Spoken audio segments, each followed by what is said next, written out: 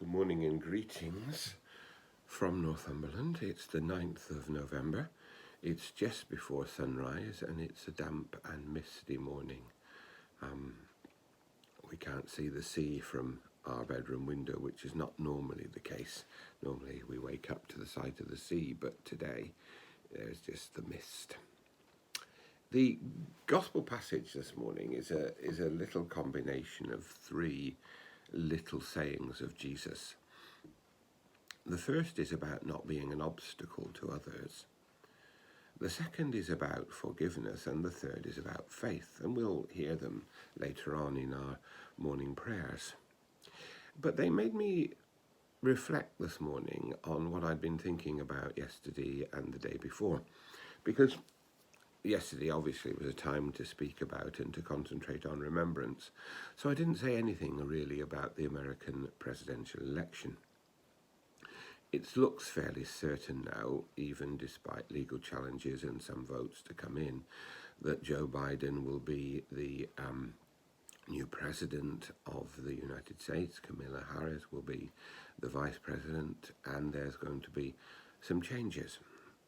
And of course, that's part of politics. Things change from one person to another. But I know certainly from some of the things I've read that for some people this change brings a great deal of hope. And I was particularly struck by the way in which Joe Biden responded to the declaration of his victory. First of all, he said thank you. He said thank you for trust being placed in him.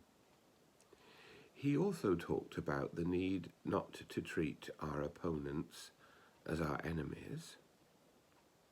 He also talked about the need for healing and the need for restoring and finding again the soul of America. These words obviously come from his Christian background. He is a Roman Catholic Christian. And none of us know how he's going to shape up over the next 4 years.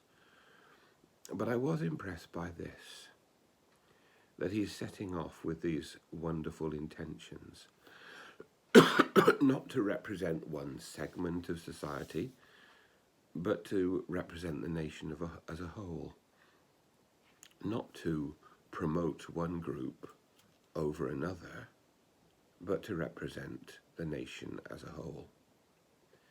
These are important skills and aspirations that we need at a time of crisis. That we can place our trust in leaders who are seeking the common good.